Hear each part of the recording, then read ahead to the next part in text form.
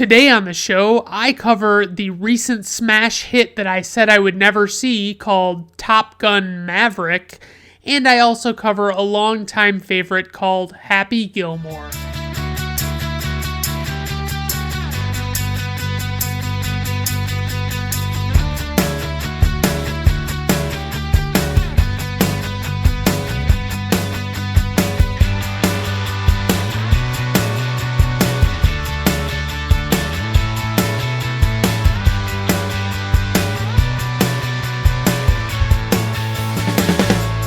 Alright everyone, welcome to Brandon at Random Reviews. I am Brandon Griffiths. Thank you for joining me today. So I was scrolling through. I have a list of movies on my Vudu account that I need to rewatch. And so I had this 60 movie list of movies I need to revisit. I realized today that the description for the movie Mystic River, directed by Clint Eastwood and starring Sean Penn, it's got a description on Vudu, and it is simply, "We bury our sins. We wash them clean. A seemingly senseless murder. Period." That's it. That's the whole description. What is that? I don't really remember Mystic River, and maybe they say that in the movie. I don't remember that at all. And what kind of description is that to go with? If you're watching that movie, that didn't give you anything. That you know there was a murder. That's about it. I mean, I don't know where these. It's got to be a mistake. It just has to be. So I went to write this. I have to do this review because I talked bad about. I basically said I wasn't going to see this movie, and now that I have, and all that stuff, I feel the need to review it and talk about it on this episode. So the first movie I'm going to be talking about today is the one and only Top Gun Maverick, the sequel to the 1986 film Top Gun, starring Tom Cruise and featuring Val Kilmer and a handful of other, and Kelly McGillis, don't forget her. And just, there are a lot of great people in this movie, in the original movie, and then in this new movie, there's a lot of great people in it, don't get me wrong. I'm typically not a fan of these sequels that are coming 30 years plus after the movies. I was talking to a guy at work that was telling me to see this movie, and I said to him that I got burned by a little movie called Indiana Jones and the Kingdom of the Crystal Skull, and the pain still hasn't gone away, and I'm reluctant, and so I against my better judgment, I went ahead and saw this movie, and I don't regret it. It was, I'll get into it. The director of this movie, because the original director of Top Gun is Tony Scott, and Tony Scott has since passed away, very tragic circumstances. He was a great filmmaker. I like a lot of his movies, and he has brought a lot of joy to my life, so it's very tragic to see somebody like that just go that easily or that quickly. So the new director of this Top Gun Maverick is named Joe Kosinski. He directed Tron Legacy and Oblivion, which also stars Tom Cruise. I never saw either of these movies. I just recently saw the movie Tron for the first time. I didn't need a sequel. When I watched Tron, I came away from it thinking, yeah, there's a reason that they didn't make a sequel to this movie until 35 years later. And I don't know how well it did, but I hope that it didn't do well enough that they try and justify another sequel, because that would be insane. Now, the weirdest thing about this Top Gun Maverick movie, it's been in the works for quite a long time. It's definitely something they've spent a lot of time developing and reinvigorating and rehashing and, all that stuff. Tom Cruise comes up before the movie even starts, and he's sitting in this chair, and I had already seen previews for this movie, so I knew what he looked like in the movie, and he looked old in this video before the movie, where basically he was telling everybody, what a great job they had done in this movie, and how much he hoped they enjoyed it, and blah, blah, blah, which, yeah, that's totally fucking worth doing, but okay, whatever. So you just want to mention to everybody how hard you worked on this movie? Okay, great. He looked so much older, though. I'll get into it in a minute, but it must have been the contrast, because I feel like I've seen Tom Cruise recently, and he hasn't looked that bad, but wow. So Jerry Bruckheimer was a producer on this movie, and he was a producer on the original movie. He produced the show CSI, and I'm sure he was a producer on the other iterations of CSI. He did a couple of Beverly Hills Cop movies, Days of Thunder, Bad Boys, The Rock, Con Air, Armageddon, Enemy of the State, Gone in 60 Seconds, Remember the Titans, National Treasure, some of the Pirates of the Caribbean movies, a lot of bad ones like Deja Vu and Kangaroo Jack, but he's a solid producer. He's got a lot of good. I mean, obviously, I'm not saying Con Air is a spectacular movie. I mean, actually, a lot of these are not that amazing, but they're well known and they're successful. So Hans Zimmer apparently did the soundtrack to this, which I guess he might have done the original. I honestly, now that I'm looking at this in my notes, I don't remember. He might have been a co-composer on this movie, if I remember right. But I think it was just having his name on it. So, getting back to the Tom Cruise thing, I put in my notes Tom Cruise and his plastic CGI face, and I don't know that they actually did anything to digitally alter his face, but he looks way too young. It doesn't look natural, and I don't know if he got made up that much, or if they really did kind of deep fake his appearance, but it was wild. I mean, just looking at him in this movie, I was blown away, because he didn't look bad at all, especially looking at him after the little pre-movie video. Wow. So obviously Tom Cruise, I've covered his movies before, Mission Impossible 1 and 2. He plays, Lieutenant Pete Maverick Mitchell in the original movie, and he returns in that role in this movie. He was in Edge of Tomorrow, which I really enjoyed. It's also called Live, Die, Repeat, in case you don't know what I'm talking about. He was in Minority Report, a solid futuristic movie, A Few Good Men, great drama, courtroom drama. Like I've said before, I'm not a huge Tom Cruise fan.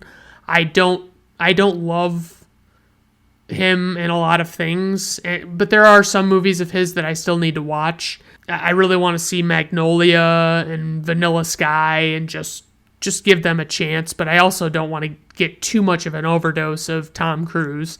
But I will say, a lot of people tell me they love him in this movie. Not Top Gun Maverick, but Tropic Thunder. He plays this boss, this guy who is, I can't remember if he's a producer or whatever, because they're shooting the movie within the movie of Tropic Thunder, and Tom Cruise is just fucking obnoxious in it, and it's not funny. It doesn't resonate with me as humorous or anything. It's just Tom Cruise is Tom Cruise. Ugh, God, I fucking hate it. Val Kilmer actually returned for this movie, so if you haven't seen it, check out the documentary Val. I believe it's on Amazon Prime Video. I think it's an Amazon original movie, so it is probably on there indefinitely. You can check that out. It's a pretty good story. It's about him and his career, and his struggles. He has throat cancer now, and it's just been it's been really rough for him lately. I feel really bad for the guy. He's an immensely talented guy. I loved him in Kiss Kiss Bang Bang, Heat with De Niro and Pacino. He's great in Tombstone. I mean, if you know Tombstone, you probably love him in Tombstone. He was Batman in Batman Forever. Unfortunately, he was a good Batman in a bad Batman movie, and he basically just wanted out because they were focusing too much on villains and all that stuff, so he didn't stick around, and I can't really blame him.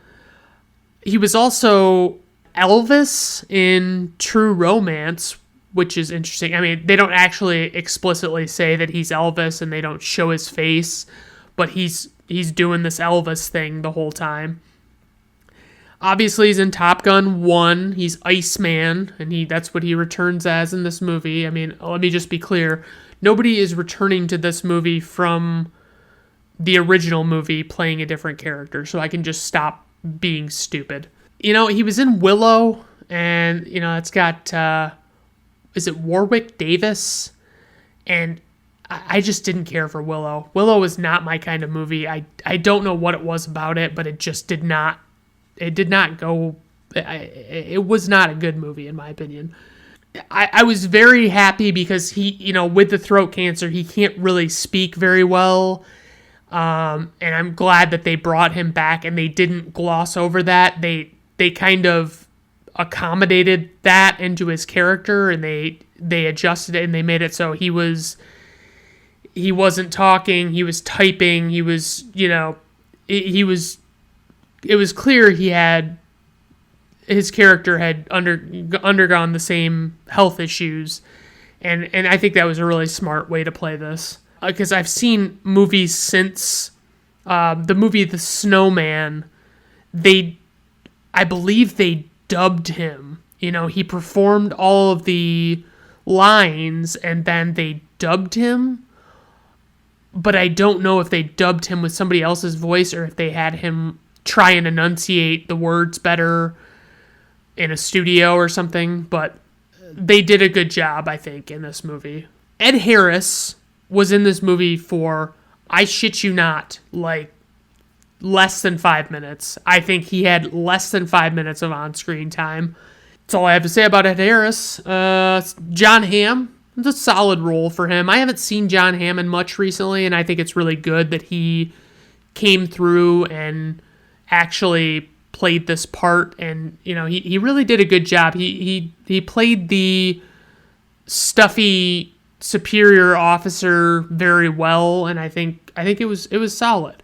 There were a bunch of nods to the original movie, and by the way, I didn't realize that the Navy had photographers taking photographs of everyone during all these pivotal moments where they were, high-fiving each other or, hugging each other at the end of the movie. I guess I didn't realize the photographers were there, but they just threw these little nods from the original movie, which a movie like this is not going to be without those references to the original movie. It has to have them. And what you have to do is you have to walk that delicate line between referencing the original movie because it supports the story and it keeps the ideas fresh in the viewers' minds. And then, you want to avoid getting into that extreme side of over-referencing and making everything about this previous movie that, yeah, people love the original movie, but if they want to watch the original movie, they're going to watch it. They're not going to sit around and wait for this movie to explain what the first one was all about. One notable missing character in this movie is Kelly McGillis. If you Google what Kelly McGillis looks like now, and I'm not trying to be mean, I'm just saying she has not aged as well as Tom Cruise, and she looks, she looks older, she doesn't look as, she doesn't look as good as she did in the original movie, and obviously she wasn't going to, but she doesn't look as good as some of the actors that were in the original movie would now. I mean, obviously Tom Cruise, whatever they're doing there to make that work, I don't know that they could have gone far enough with Kelly McGillis, but they basically replaced her with this Jennifer Connelly. And Jennifer Connelly's been in a bunch. She was in Requiem for a Dream. She was in Career Opportunities. She was in The Rocketeer. She's been in a ton of movies. She's an ageless hottie, as my notes say. She's a really good looking person, and I like her in this movie. I think she does really good. There are a bunch of, basically what it is, I'll kind of set the stage for the actual plot of the movie.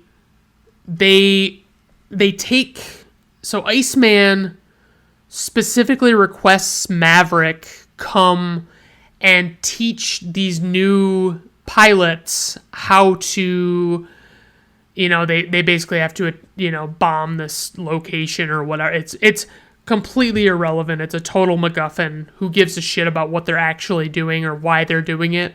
It's just what they're doing, And so they have, all of these call signs like Hangman and Bob and Phoenix and blah, blah, blah.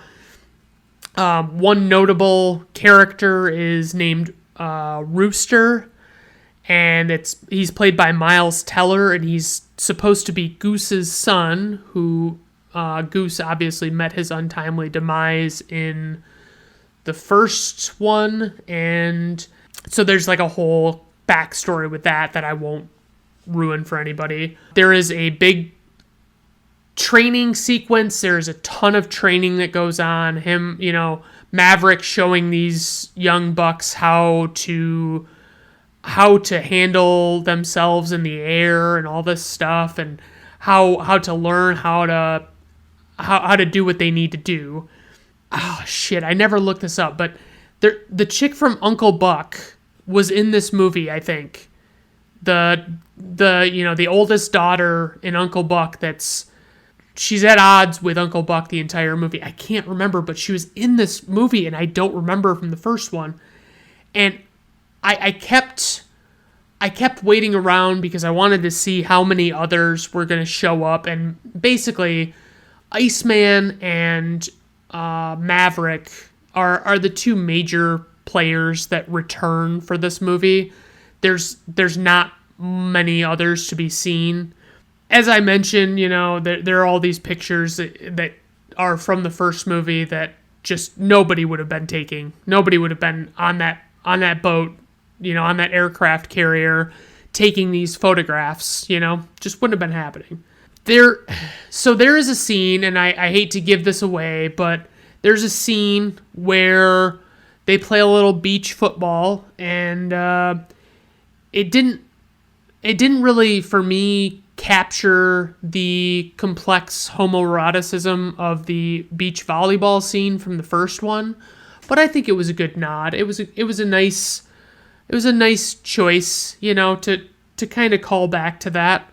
Tom Cruise, I don't know if this is a pilot, if this is like a pilot thing, or if this is, I don't know how it works, but Tom Cruise hugs with his fists clenched, and it's weird to me. I'm like, you're supposed to be patting. You pat the person on the back. If you're giving them a legit hug, you pat them on the back while you're hugging them. I'm sorry, that's how that worked. There were a lot of practical effects in this movie. They were very well done. I will say, there was not a single moment in this movie that I thought to myself, wow, this looks fake and CGI'd. I never had that going on. So mostly practical effects, and as we've discussed in the past, those are the ones that look best and stand the test of time if you can pull them off. But I mean, it's gotten to the point where you don't even realize the CGI is there most of the time. So I don't know that it would have necessarily suffered so much, but what can you do? Apparently, Cruise was quoted as dismissing, in the early 90s, he dismissed the idea of a sequel to Top Gun because he said it would be irresponsible, which that sounds like something somebody would say that is still very young and is still very much getting other movie roles, and they don't have to worry about going back to an old role for a new sequel, and then it ends up being the biggest movie of their career, which is just bizarre, but I'll get into that in a second. So Tony Scott and Jerry Bruckheimer were approached with an offer in as early as, I believe, 2010 is what it said. And obviously it took a long time. I mean, it's been 12 years since that, and it seems like they've been talking about this sequel for longer than that, but, you know, it's still, you know, it's pretty cool. This movie had a budget of $170 million, and it had, its worldwide gross is $918.3 million. The 3-day opening, so it opened on, I think, Memorial Day weekend. The 3-day opening was $126.7 million, and the 4-day opening total was $160.5 million. So that's pretty fucking solid. It's apparently the biggest box office of Tom Cruise's career, which he's got to be proud of. It's currently sitting at an 8.6 on IMDb. Very, very solid rating. If you're in the 8s, you're in classic territory. The critics are saying, you know, it's 97% favorable for critics on Rotten Tomatoes and 99% favorable for the audience on Rotten Tomatoes. The original movie was a 6.9 on IMDb, which is pretty abysmal, and it was a 58% for critics and an 83% for audience, so obviously that movie was much more well-liked by viewers than the critics. I would rank this, I would honestly say 4.5 out of 5 stars, and that's probably about what I would put the first one at. I would say maybe the first one it's got to be better, but I don't know if I could actually get into it. It's just the gut feeling of why it's better. You know, it's the first one. It's the original. It is what it is. And it's just, I mean, it's pretty great, you know, and so I can't hate Tom Cruise in this one. He's pretty good. Everybody is giving it their all, and it doesn't feel like a cheap money grab kind of movie. So that's something. I'm happy for that. So now moving on to Happy Gilmore, which is a movie that I have watched so many times in my life. It's rivaled only by Batman, which I've definitely seen more times, but Happy Gilmore, for a bit of time in the 90s, I was watching that religiously. I was watching it all the fucking time. And so it's got, the director is Dennis Dugan, who actually he apparently wanted to give Adam Sandler a shot in an earlier movie, because this came out in 1996, and the studio wouldn't let Dugan cast Sandler because nobody knew who Sandler was. And when Adam Sandler, you know, when they were making this movie and Adam Sandler saw that he was interested in making the movie, Sandler was like, "You're the guy that wanted to give me a shot. You're the guy that stuck his neck out for me. I want to work with you," you know? So that's cool. I mean, that's really awesome. And this guy worked with Sandler a lot, and he still does. He plays Doug, the tour president or whatever you want to call it in this movie. He also he's in Big Daddy. He plays the guy that, you know, they miss Halloween, so he takes him around on a day that's not Halloween and forces this guy to give him whatever he's got for, you know, a Halloween treat. It's just ridiculous. This movie was written by Adam Sandler, of course, and a guy named Tim Herlihy, which is apparently referenced in a skit that I've never heard of on SNL. And so Adam Sandler and him were, they were friends. And apparently Judd Apatow actually did a rewrite of this movie that was not credited. And, Judd Apatow, obviously, Superbad, 40-Year-Old Virgin, all of those movies that, are just... They're the 2000s, they were the bread and butter of the comedy world. So the original story was they were actually making it an official PGA type story. It was the same idea, but it was going to have, the Masters in it, and it was going to be making fun of the United States Golfers Association and the PGA and all this stuff. And they had a guy, Mark Lai, I think is his name. He was kind of like their consultant in this movie, and he basically told them, guys, you can't do this. You need to make this a fictional tour. You need to make this a fictional tournament. You can't have them getting a green jacket, make it a gold jacket, whatever. Just do whatever you got to do. And they agreed to it, and he took them, he wanted to show them what the atmosphere was of the average golf tournament, the pro golf tournaments, because, there's so much that if you've never been to a golf tournament, you don't really realize how extreme it can be, and how, people are very particular about being quiet, not making a lot of fuss. Everybody's got to be professional. Everybody's got to be dressed nice and all this stuff. So, they really obviously did a take on the professionalism and all that stuff and went in the complete opposite direction. This movie, the opening montage is one of my all-time faves. So it's set to Leonard Skinnard's Tuesday's Gone, and we don't hear any vocals to my knowledge unless they're really dialed down, but they play the instrumental to Tuesday's Gone while Happy Gilmore is explaining his life, and he goes through and he explains why he loves hockey and, all these jobs that he's had in his life and how all he ever really wanted was to be a pro hockey player and blah, blah, blah. And it really sets the tone. You get a good idea for what kind of people, or what kind of person, I should say, Happy Gilmore is.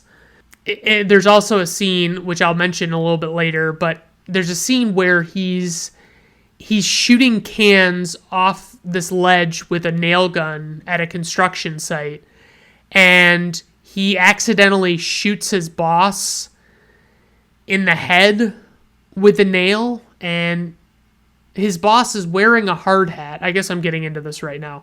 His boss is wearing a hard hat, and later in the movie, we see this boss, because the boss beat the shit out of him at the time, and this boss no longer has a hard hat on, but still has the nail in his head somehow, which I'm always perplexed by. His grandma, he loves his grandma. The whole driving force behind the plot is his grandma and her needing money. And so she's a sweet old lady. There are a couple of scenes where I could swear she was behaving as though she were an actual blind person. And I don't know much about this lady that played her, but it was very strange to, like, I had never noticed it when I was younger because I probably just didn't pay attention. But, it was pretty interesting. So getting on to, I've talked about this in some of my articles on brandon@random.wordpress.com. Adam Sandler, I've got such a love-hate relationship with him. Some of the movies of his I love are his early stuff, Billy Madison, this movie, obviously, Big Daddy, The Wedding Singer. And he had some dramatic roles that were solid, like Punch Drunk Love and Uncut Gems and things like that. Basically, everything in the last 20 years or so that he has made comedy-wise has sucked. There's a movie that I started watching that I need to finish that just came out. It's called Hustle, and he plays an NBA scout, and I think it's got potential to be very interesting. Basically, everything that is not a comedy from this last 20 years, is decent, but his comedies, you got Grown Ups and Grown Ups 2, terrible, laziest comedies I've ever watched. Jack and Jill, where he plays a man and a woman, like, I guess they're brothers, okay? I Now Pronounce You Chuck and Larry, which has some of the laziest old gay jokes you'll ever see in a movie. It is, oh my God, it makes me so annoyed.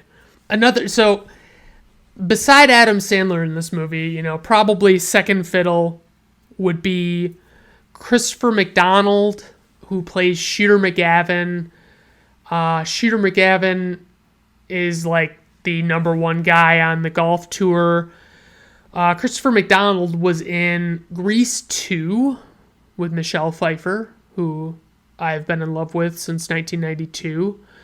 And I would say, what else was he in? Oh, he's in Thelma and Louise. And apparently he turned down this role twice because he was tired of playing a villain and he wanted to spend time with his family. I didn't really find any information on what turned him around on this, but apparently Bruce Campbell was lobbying for this role pretty heavily and obviously didn't get it. It's just, I find it strange. I don't know Christopher McDonald from anything else. Okay, so probably third in line would be Julie Bowen. She plays Virginia Bennett, who is a public relations person for the golf tour. And I have to say, so she's good looking in this movie, but she has this super duper 90s shorter hairstyle, and it is not really my cup of tea. But what I love is now, and it's been, it was probably it had to be 15, 20 years after Happy Gilmore came out that she was cast in the show Modern Family as basically the main mom. But she is really, really good looking in Modern Family. She is the only reason that she hasn't gotten more attention for being good looking in Modern Family is because Sofia Vergara is she's in it, so it's kind of hard. It's going to distract from the eye a little bit. Carl Weathers is in this film. He plays Chubbs Peterson. He apparently, so I talked about this in a previous review. He was in Predator, and in this movie he tells a story about how he lost his hand, and the missing hand thing is apparently a reference to the scene I talked about in Predator where his arm gets cut off by a plasma cannon thing, and it falls off, and the trigger is still being pulled by the gun that was in his hand, or on the gun that was in his hand, I should say, and it just keeps going. And so apparently this whole thing with him missing a hand in this movie is a reference to that movie, which is great. Obviously, he's Apollo Creed in the Rocky movies, for as long as he lasts in those movies. And he was in Arrested Development, which I've already talked about, so I won't go there. Richard Kyle, for some reason, I really thought that this dude played Lurch on the original Addams Family show, but apparently not. That's not the case. It was some guy named Ted Cassidy. I had no idea. He played the henchman Jaws in 2 James Bond movies, The Spy Who Loved Me and Moonraker, and he was great in those movies. I mean, he was probably one of, if not the best henchman ever in a James Bond movie. And I mentioned the whole nail in the head thing. So, throughout this movie, he, because he starts supporting Happy Gilmore while he's golfing, and he still has a nail in his head, and he's monstrously tall. He's like 7'2" tall, and it's just ridiculous. So there's a professional golfer that has a very bit part, almost what I would call a cameo, but I would call it more of a bit part because he does speak a lot and he appears in multiple scenes. It's just, so to me, it's not a cameo. Alfred Hitchcock made cameos in his movies. He would just appear on screen and not say anything to anybody and just leave the frame, or, it would cut to something else and he wouldn't be there anymore. Okay, Lee Trevino is a professional golfer, and he frequently is appearing simply to look at Happy Gilmore and shake his head with disgust.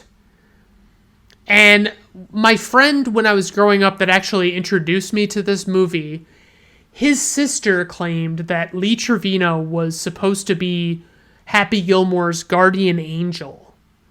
And I was like, what is that?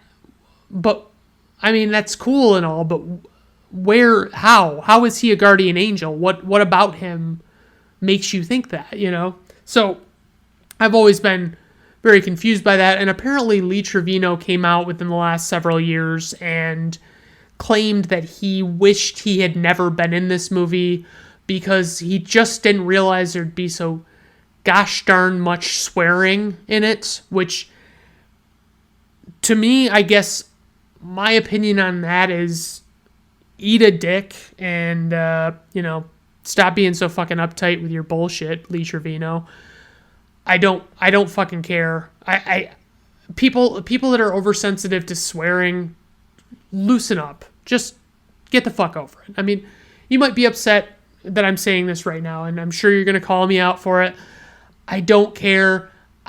People that are like, oh gosh, I just wish you wouldn't curse so much. Why? What good is it going to do you? That's where I'm at with it. So this movie has arguably the defining scene of this movie. It won the MTV Movie Award for the best fight. And it is when Happy Gilmore goes and he's at a Pro-Am, which is professional amateur tour. So he's paired with an amateur, and that amateur happens to be Bob Barker from The Price is Right, the host of The Price is Right. And it's so great. Bob Barker and Happy Gilmore literally fist fight each other, and oh man, and they're on a golf course, and I love it. I fucking love it, and you can't forget it once you've seen it. There's a scene at the end of this movie where, Shooter McGavin, obviously the whole movie comes down to, because I don't think it would take much to figure this out, so I don't consider this a spoiler, but, Shooter McGavin and Happy Gilmore are having a showdown at this final golf tournament to win the gold jacket. That's the whole premise of the movie. And Shooter McGavin is being very cocky, and he says to Virginia Bennett that he's explaining basically how he wants the gold jacket to be tailored for him. And he says something about his right arm being just a little longer than his left, as like a joke, I guess, about him, his golf stance, because obviously one arm is, the right arm is further down. But he says this to her, and it's like, but why are you telling her? She's public relations. She's not going to be the person who does anything with that. It's just an easier way to have him be hassling somebody or whatever, but I just found it funny that he says that. The budget of this movie was $12 million. Worldwide gross was $41.2 million, so you could call it a success for sure. It's 7 out of 10, 7.0 out of 10 on IMDb, which is pretty good. I would have expected lower for a comedy like this. On Rotten Tomatoes, critics are at 61%, which is just barely fresh, and the audience is 85%, which is, it's about what I would have expected. You know, I wouldn't ever think that this movie would be a critically acclaimed film. You know, it's certainly not something that people are going to be unanimous about. It's just, it is what it is. It's an interesting movie, and it's, you know, it's a funny concept. It's kind of, I don't know if you'd call it like a fish out of water kind of movie, but it's just so good. You know, I mean, the things that happen in this movie, I don't care. I mean, maybe I got older and Adam Sandler stayed the same and I just got more mature, but I swear this movie is still funny and I still enjoy it. But I can't unsee it and see it again for the first time at this age, because I get the feeling I wouldn't like it as much, but it's not, there's no way it's as bad as Jack and Jill. I guarantee it. Obviously, this one near and dear to my heart. I will rank it 5 out of 5 stars. Say what you will about that, and say what you will about my stance on swearing. I don't give a flying fuck.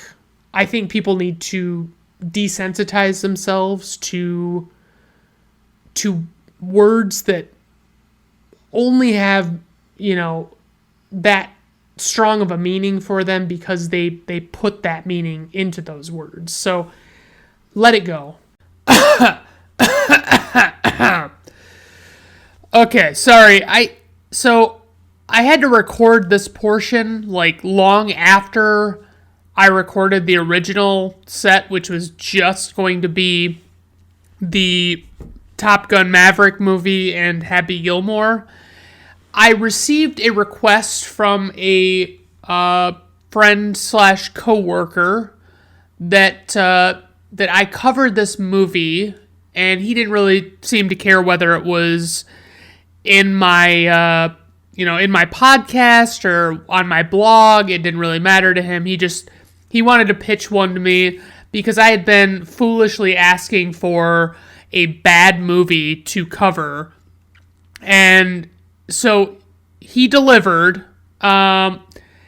He wanted me to watch this movie that is called Gold, Gold, and it has a lot going on. Let me just tell you that. It's and not very much at all at the same time. I'll just dive right into it. I don't know if I'll be able to spend very much time on this because there's not really much to be discussed in this movie, but, you know, whatever.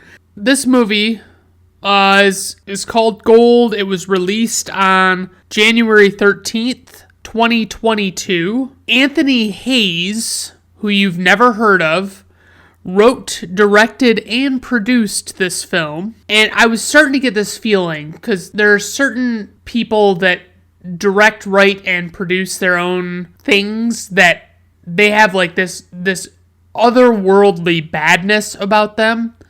Like, they don't know how to shoot a movie. They don't know how to write a movie. They don't have any fucking idea what they're doing. One of them is Tommy Wiseau, who made the infamous The Room. Not Room with Brie Larson. The Room with Tommy Wiseau. And then there's another one, and I think his name is Neil Breen. And he has...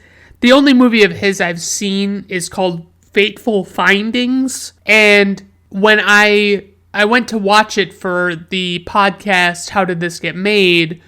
The only place that I could find it to watch it at all, anywhere, was Pornhub. And this is not a movie with like a bunch of nudity in it or something. It's like legitimately the only place you could find it was fucking Pornhub. But anyway, so I had to watch this fucking movie. And anyway, the point I'm trying to make is that there are certain people who really think that they're creative types, and they think that they can make a movie based on what little they obviously know about how to make movies. And they just set out to make a movie, and, they write one. They don't have probably a very robust editing process, and they don't do much to trim the fat and, to have people look at it critically and help them understand what they need to do to make a better movie out of it. So that was what I thought I was running into with this Anthony Hayes character. I always, I have this kind of, I always have notes, as I've mentioned. I try and list off if the director, writer, or producer are noteworthy. I will talk about them and the things, their accolades, the things that they've done in their career. But the problem is, there's not enough to talk about in this movie to let it, just pass over talking about this writer, director, producer. So Anthony Hayes has made Gold, this movie. He made something called 10 Empty, Sweet Dreams, New Skin, and the last note I have is it's just those 4 movies. He wrote and directed and produced all of them. Nothing that I've ever heard of in my life at all. And he's been an actor in movies that I've seen or wanted to see, but he hasn't been a major contributor creatively, if you know what I mean. The composer on this movie is Anthony Partos. No movies worth mentioning. Nothing at all. Okay. Finally, we get on to the actors, and the first one you've heard of, probably. Zac Efron. He's been around for quite a while. He's a reasonably talented guy. I actually like him. He's one of those guys that, the ladies love. They think he's attractive. He's got a killer bod, all this stuff. Sure, I get it. I can't fault them for that. I can't tell you how many girls on this podcast I have and will talk about how much of a crush I have on them for, comparable reasons, right? Zac Efron plays the character of what he's credited is Man 1.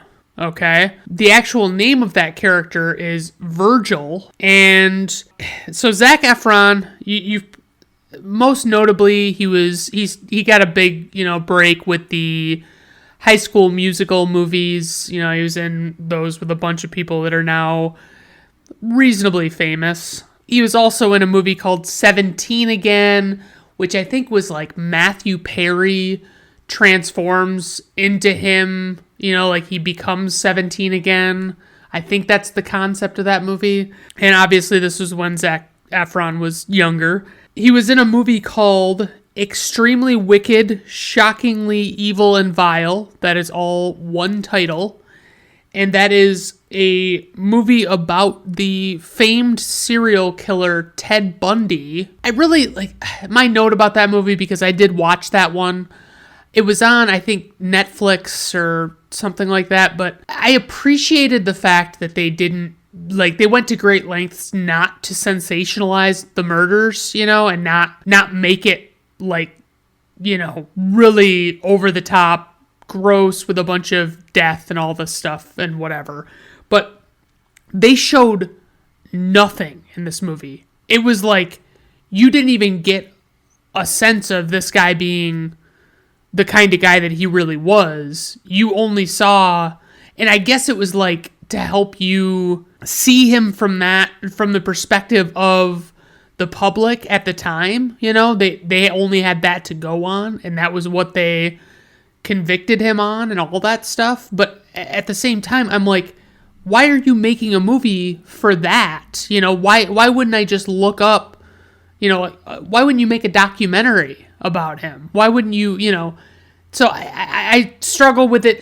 Zac Efron had a solid performance in it. I can't, fault him at all for the movie being underwhelming. He was in the movie Baywatch. Mike and Dave Need Wedding Dates, which I actually enjoyed that movie, mostly because I like all of the people that were like the main stars of it, because it was It was Zac Efron, who I'm a decent enough, like I like him all right. And then that guy from Workaholics, I can never remember his name, was his brother in the movie. Then you had the girls that they were going to be going on the dates with. Aubrey Plaza, who I am head over heels in love with, would spend all of eternity with her. And Anna Kendrick, who I love more than anything in the world, anyone in the world, whatever you want to say. But I'm gonna rein it in because I think I'm getting a little ridiculous. So anyway, Zac Efron was in those movies with Seth Rogen called Neighbors. The first one and the second one. He was in a movie called Charlie St. Cloud, which I have heard of, and I've heard pretty mixed reviews about. I don't know that it was one that quite lived up to the hype, but, it was a movie nonetheless. A couple of movies of his that I'd like to see. I've heard good things about The Greatest Showman. He was also in something called Me and Orson Welles. Both of these movies are just ones that I've heard of that I think I would like. So next on our list of actors, I have one Anthony Hayes, who, he wrote, directed, and produced this movie. And he is the second, the supporting cast member, right? So he is Man 2, also known as Keith. He's been in nothing that I've heard of, other than, there are some that I guess I've heard of. I want to see him. He's never been in anything that I've seen. He was in a movie called Animal Kingdom with Guy Pearce and Joel Edgerton, which looks pretty decent. And War Machine with Brad Pitt, which I'm not really sure if that one's out yet, but I feel like I've heard of it. So one other actor in this movie is Susie Porter. She plays a character that is named simply The Stranger, and she hasn't been in any movie that I feel is worth talking about. She's been in almost nothing, and that's just the way it is. But what can you do? A couple of casting notes. Actually, just the one. My note is, I can't believe Zac Efron signed up for this.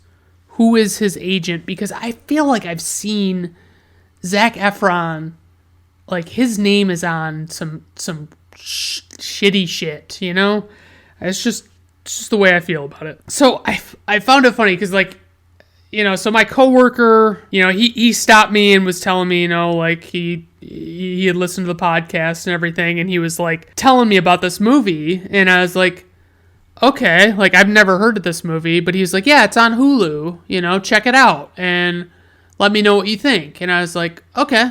And so before I went home, I went ahead and, I started on break. I went and I looked on my phone and I was trying to get a sense check of this movie. I'm like, what is this? You know what I mean? Why haven't I heard of it?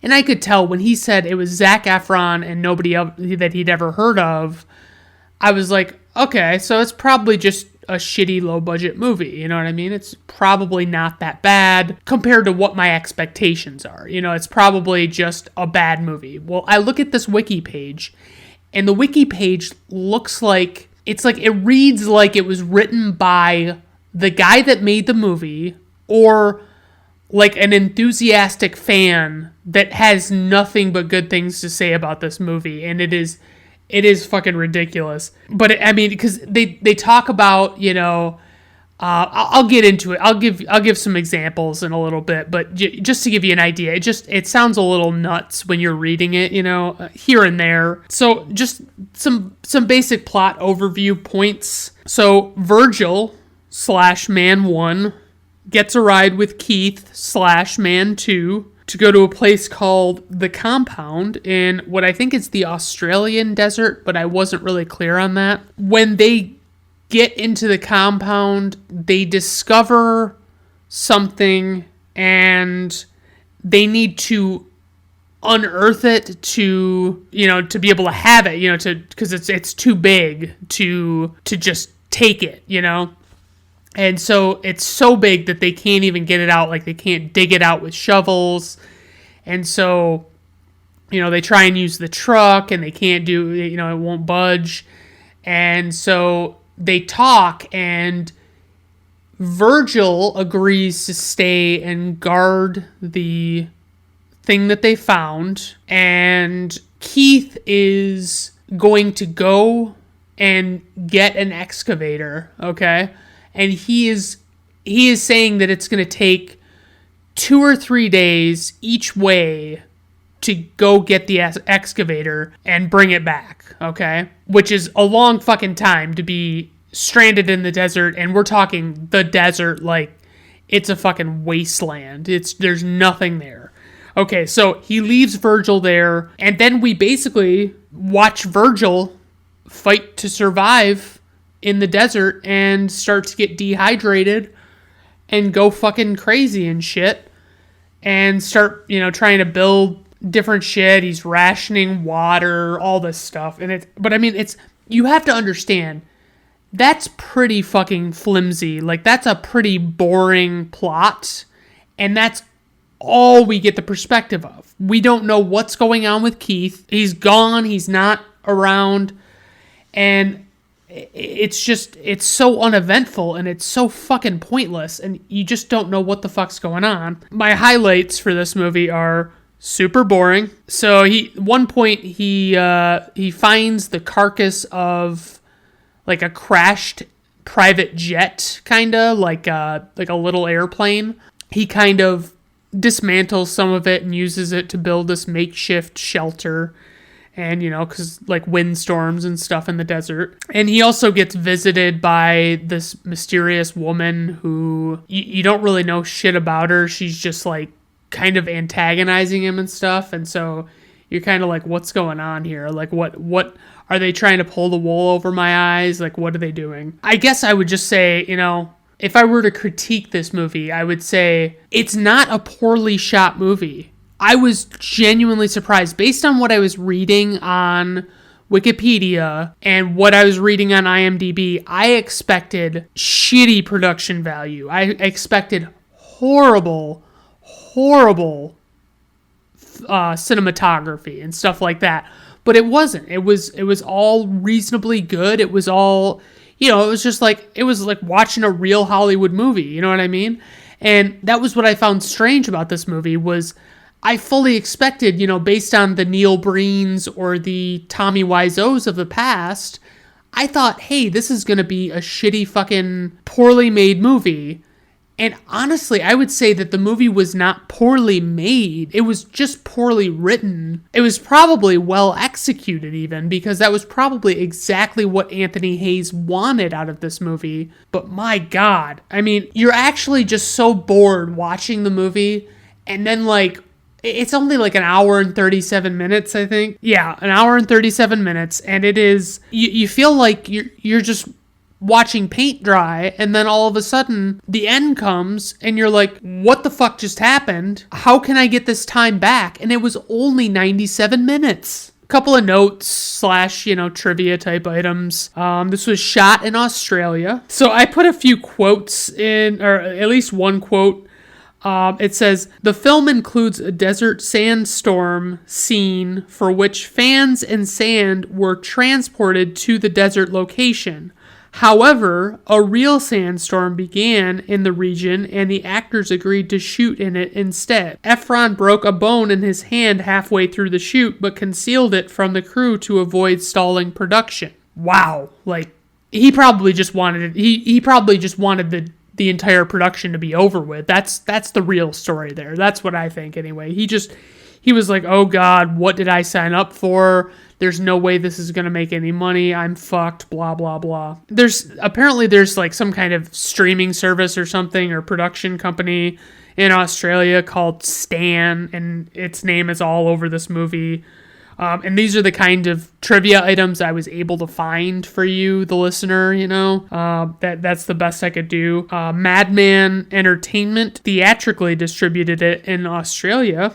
In 2021, Screen Media Films acquired U.S. distribution rights to the film in a bidding war, as it says on Wikipedia. And my note was, I assume the bidding war was much like haggling over a used or broken crock pot at a garage sale. Apparently this Screen Media Films is actually like Chicken Soup for the Soul Entertainment, like it's their company, which I find staggering. I could not find any information at all on what the budget was for this movie, and I assume it was probably not very much. I doubt they spent too much on it.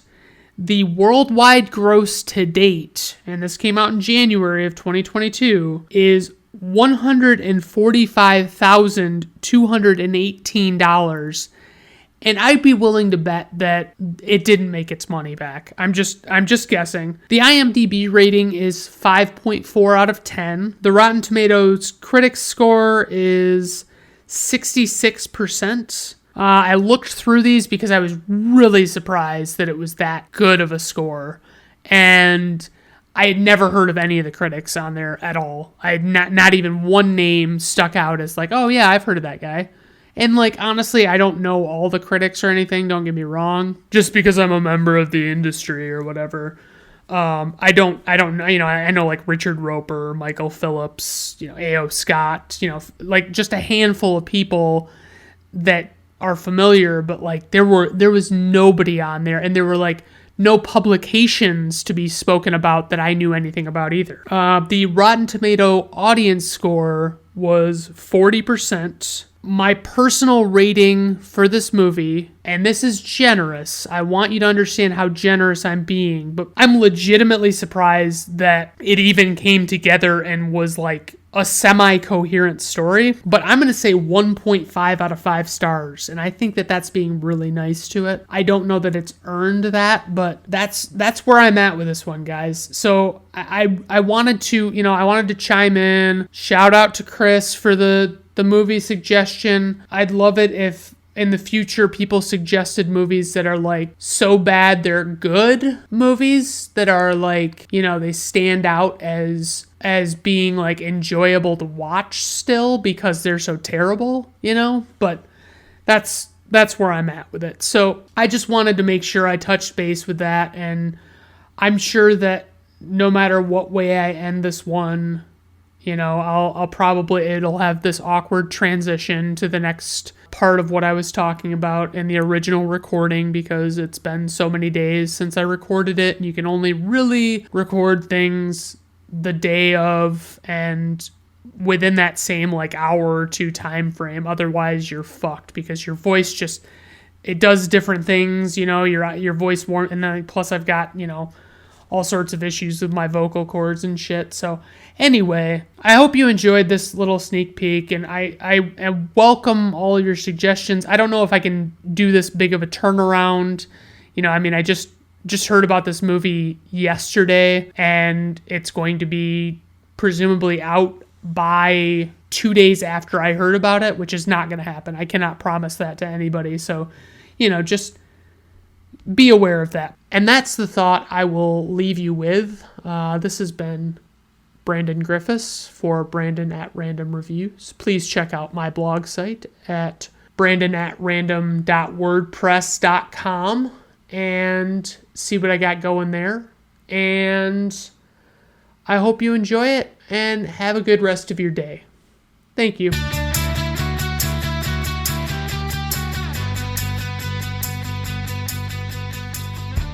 Brandon at Random Reviews is performed, written, directed, produced, and edited by Brandon Griffiths. Background audio is credited to Clankfield from freesound.org. Please look for the link in the episode description. Theme music is performed by Augusto Diniz from Fiverr.